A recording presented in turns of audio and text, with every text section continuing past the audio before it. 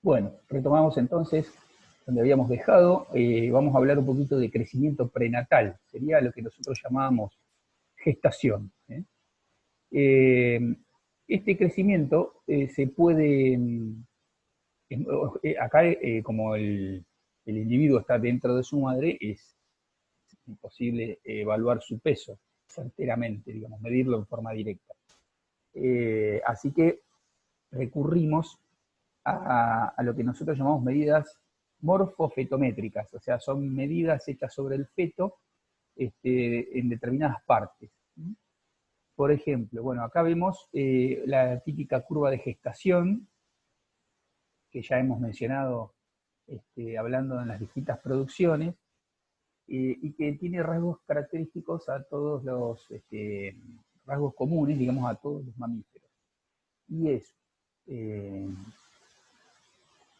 está caracterizada, digamos, por una fase que llamamos G1, que es esa en la cual el crecimiento fetal es moderado, leve, diríamos, ¿no? Tanto en tamaño como en peso.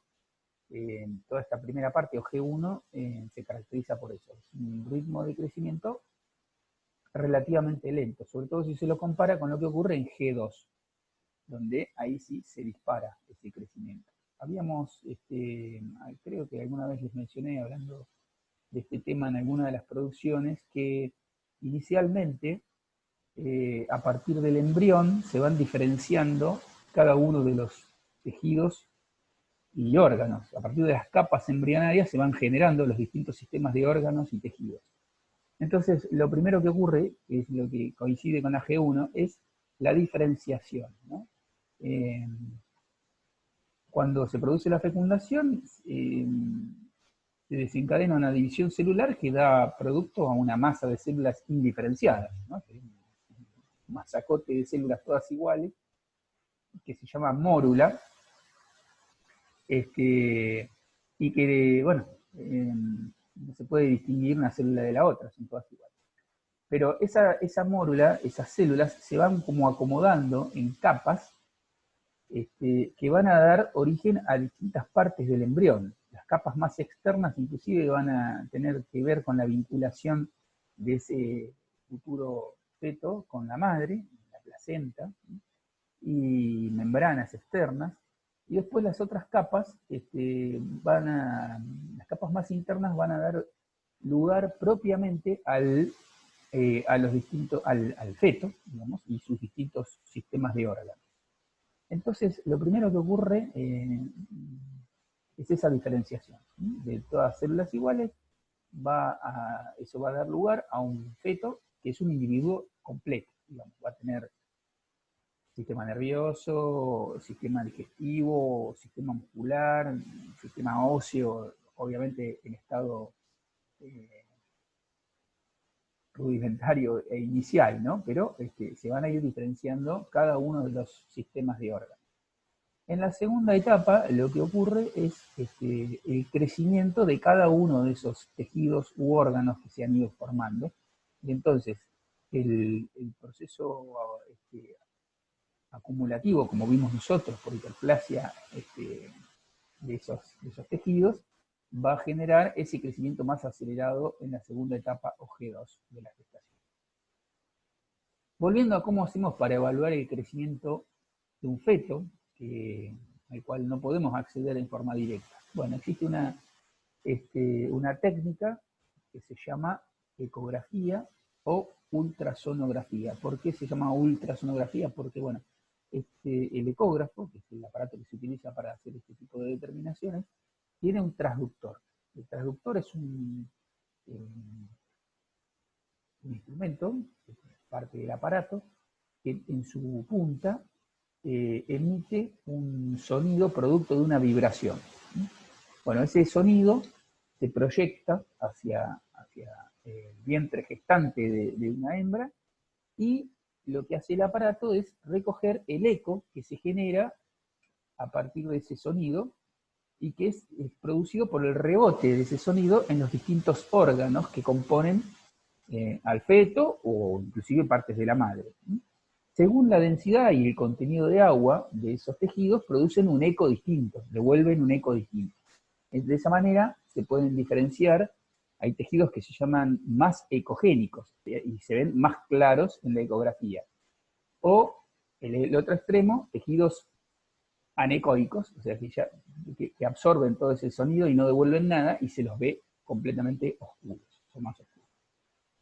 Con esta descripción es para decirles que en realidad eso es lo que nos permite que el aparato forme una imagen. Y a partir de esa imagen se toman dos medidas sobre el feto.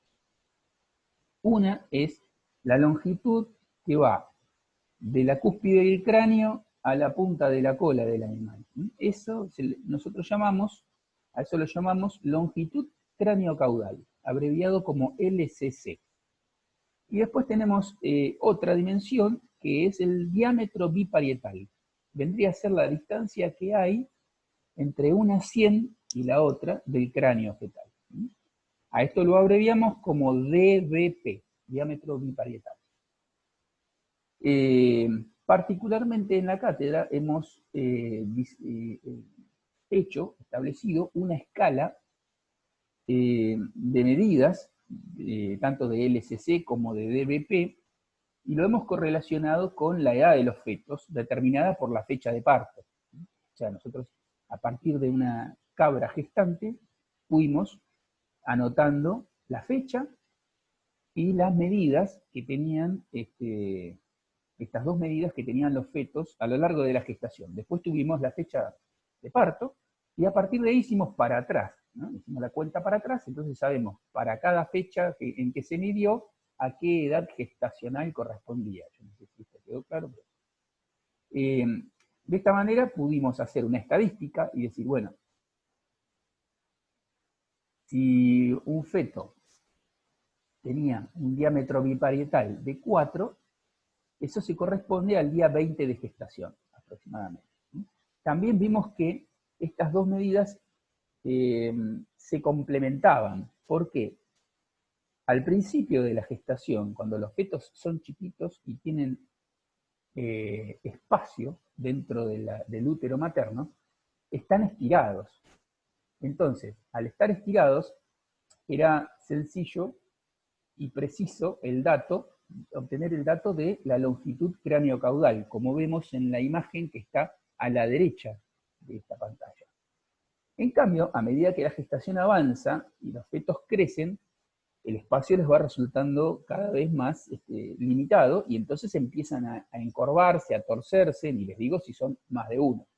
Entonces, se vuelve más preciso el dato del diámetro biparietal, porque una vez que ustedes identifican un cráneo, entonces pueden tomar la distancia que hay entre una sien y la otra, que vendría a ser un poco el ancho del cráneo, ¿no? Así que esta experiencia nos indicó que es mejor utilizar los datos de longitud cráneo-caudal durante los primeros estadios de la gestación, lo que podríamos denominar G1, y el diámetro biparietal para la etapa final de gestación o G2. Vamos a hablar ahora de una peculiaridad que tiene el crecimiento, y es que hasta ahora nosotros nos veníamos refiriendo al crecimiento de un individuo, un órgano o un tejido. Sin embargo,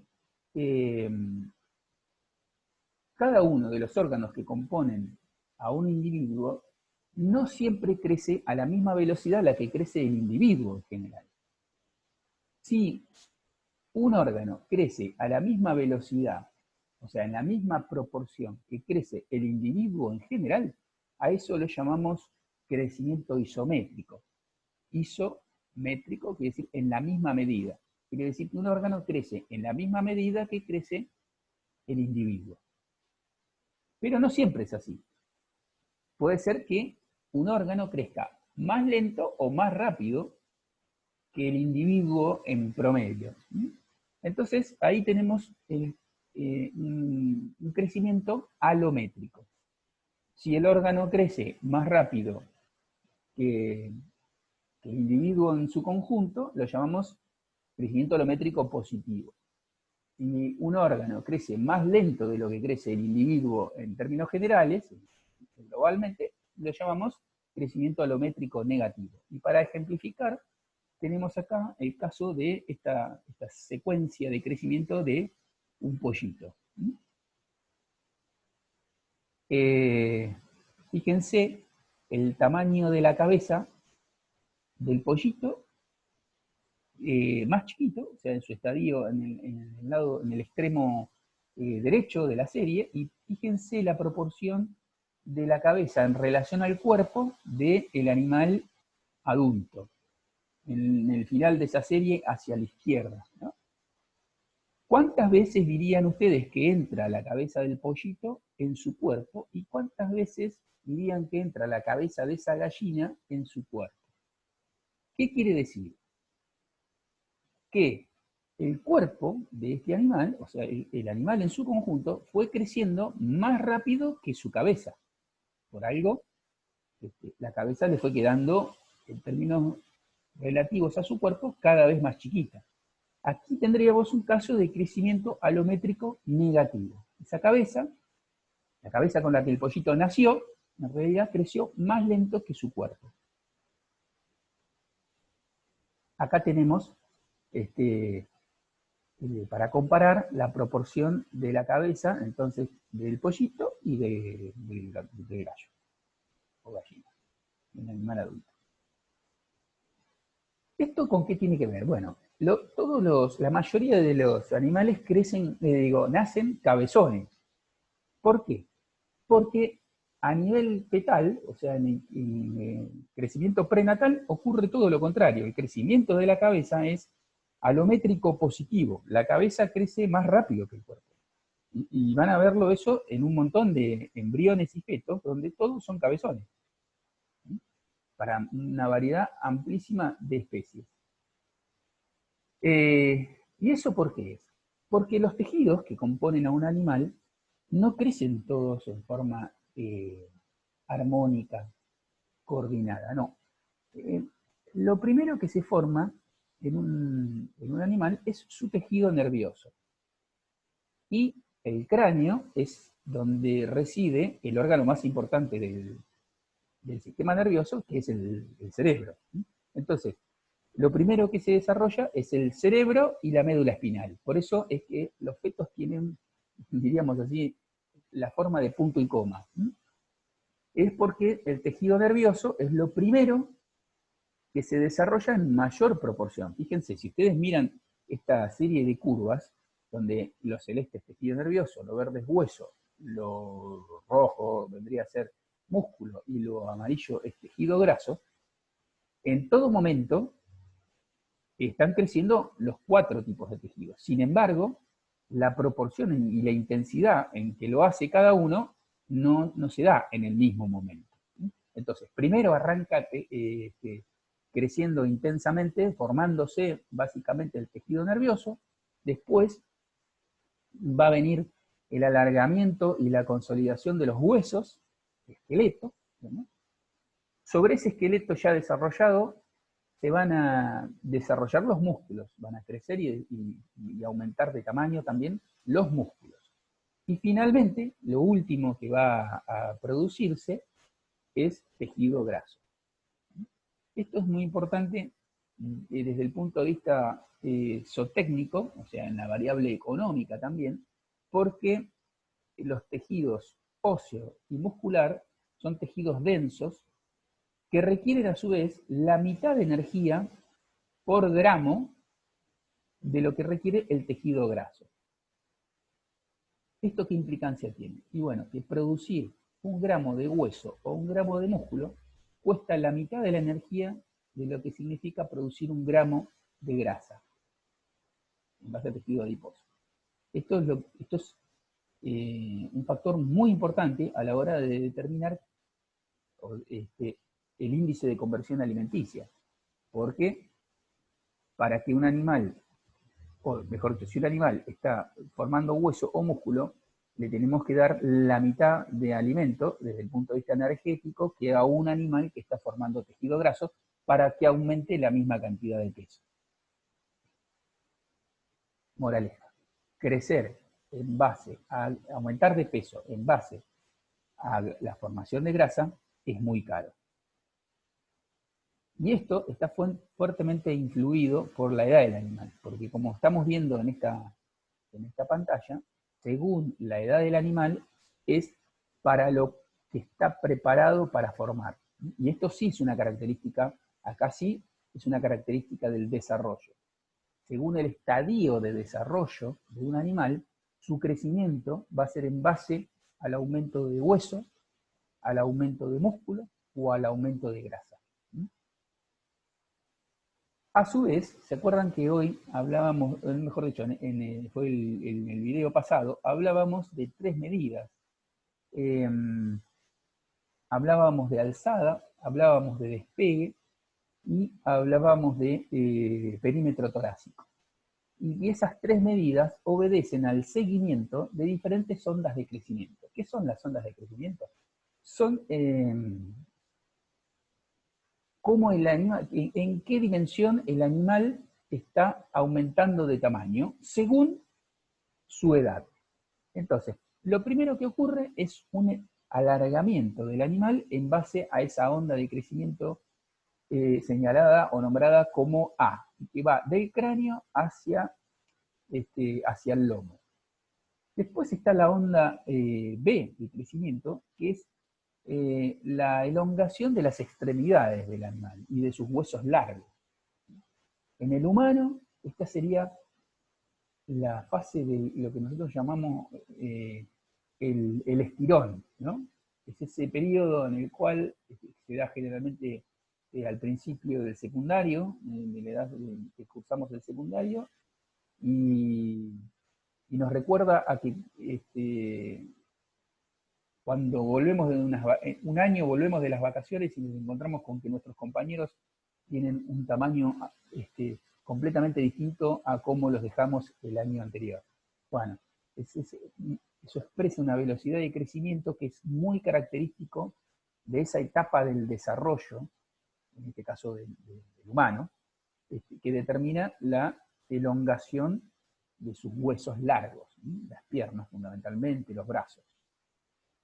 Y después hay una tercera onda de crecimiento llamada acá C, que es la que determina el crecimiento desde el dorso hacia el esternón del animal y medio como que lo completa en espesor al animal.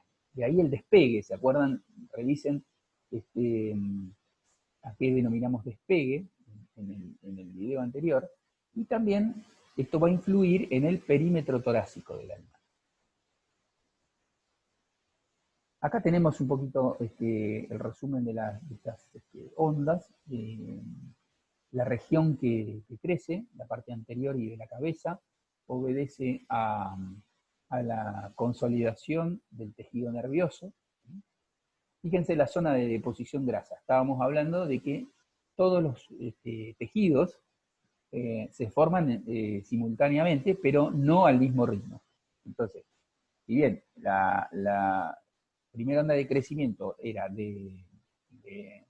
desde la base del cráneo hacia el lomo, también hay deposición grasa, donde, bueno, es grasa visceral en torno a los riñones.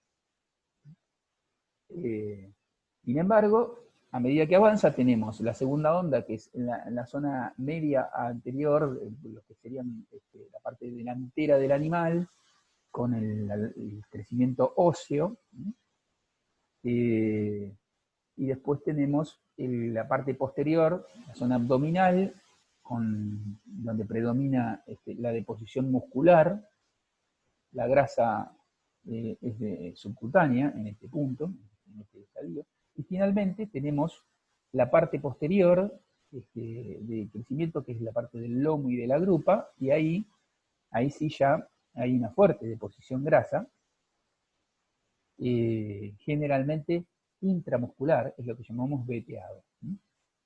Esto es importante relacionarlo con que cuando el animal, según lo que veíamos en la filmina anterior, en esta, cuando el animal empieza a depositar grasa, ese es un indicador claro de que ya ha agotado toda su capacidad genética para formar hueso y músculo, que son los tejidos más pesados, y en algunos casos el músculo es lo de mayor interés desde el punto de vista de la producción de carne. Acá tenemos una serie de factores que afectan el crecimiento en la fase pre y postnatal de los mamíferos. Este tema lo vamos a dejar para la última y tercera parte de la clase. Así que los invito a ver el próximo video que va a tener que ver con esto.